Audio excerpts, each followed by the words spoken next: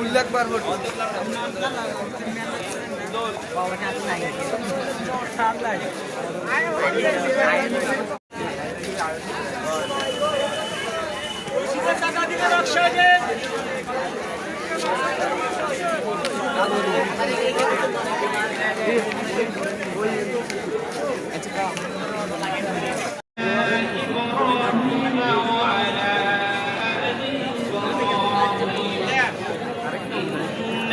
حميد مجيد اللهم بارك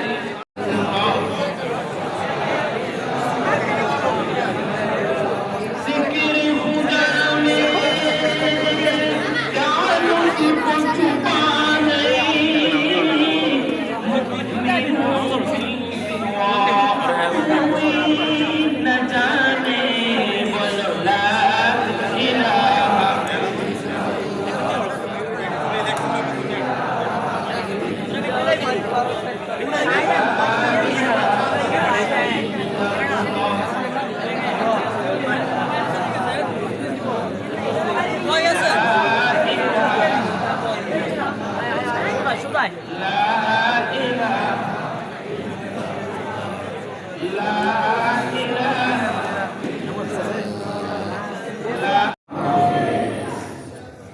আল্লাহর কাছে দোয়া করছি মহান আল্লাহ পাক রব্বুল আলামিন যেন সালাতুল ফজর আমাদেরকে বারবার পড়ার তৌফিক দান করে বলে আমিন। আমিন। সম্মানিত উপস্থিতি, মুবারক রজনী, এত দামি রাত, রাতটির নাম তো লাইলাতুল নিসফি মিন শাবান।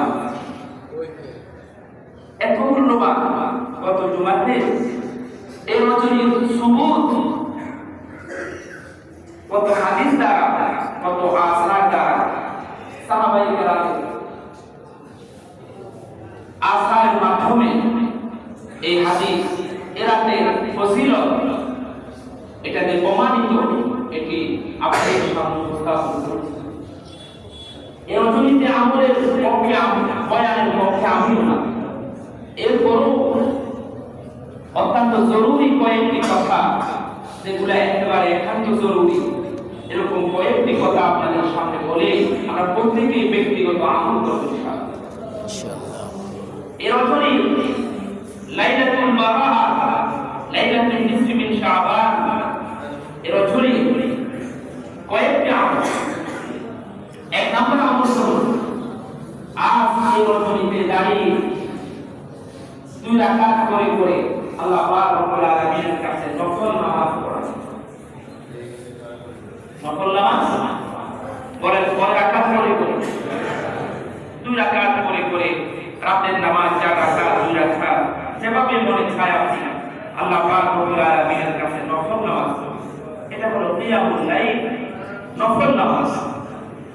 এখানে নফল নামাজের ভিতরে ভিন্ন কোনো তরিকা নেই।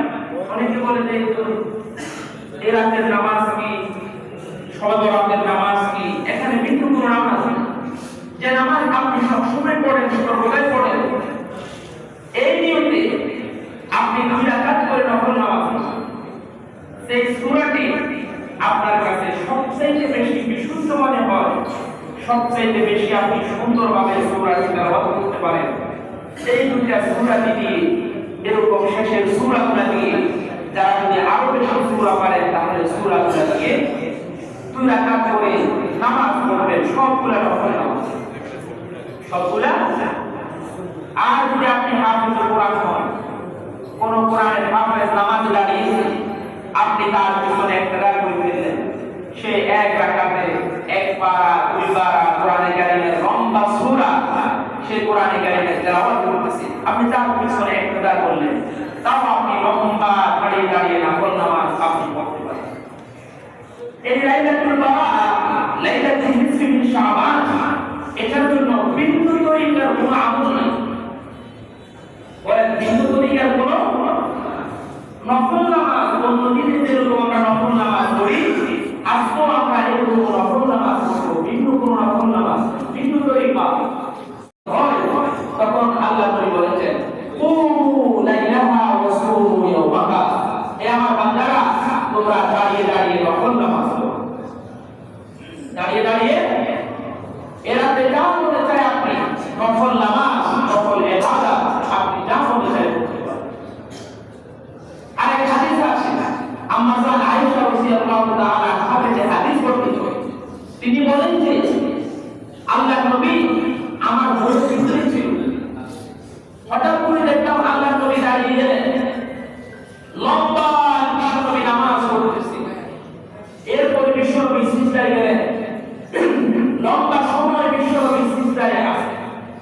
আম্মা জান আয়েশা বলেন যে আমার মনে হলো হাত্তা কুবিজা রাসূলুল্লাহ সাল্লাল্লাহু আলাইহি ওয়াসাল্লাম, আমার মনে হচ্ছে না জানি আল্লাহর নবী সিজদা অবস্থায় কি দুনিয়া থেকে চলে গেছেন কিনা, লম্বা সময় আল্লাহর নবী সিজদার ভিতরে আছে। রব্বুল আলামিনের নবী বলেন যে বান্দা জেনে রাখো তোমার ভিতরে ঈমান আছে। তোমার ভিতরে কি আছে? ঈমান আছে। গুনাহ হয়ে যাওয়ার সাথে সাথে বান্দা পেরেশান হয়ে যায়। মুমিনরা গুনাহকে এত শক্ত মনে করে, কঠিন মনে করে, আর যারা নাফরমান, কাফের, বেঈমান, তারা গুনাহকে নাকের ডগা মশার মতো মনে করে, মাছির মতো মনে করে। নাকের ডগা একটা মাছি গেলে যেটা হালকা মনে করে, কাফেররা গুনাহকে হালকা মনে করে। মুমিনরা গুনাহকে হালকা মনে করতে পারবে না। গুনাহ হবে, হওয়ার সাথে সাথে তাওবা করতে হবে। কার দরবারে?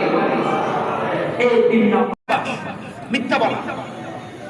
মুহূর্তের ভিতরে আমি আল্লাহ তওবা, আল্লাহ আমি আপনার কাছে তওবা করতেছি, সাথে সাথে তওবার সাথে মিথ্যা কথা বলে ছেড়ে দাও।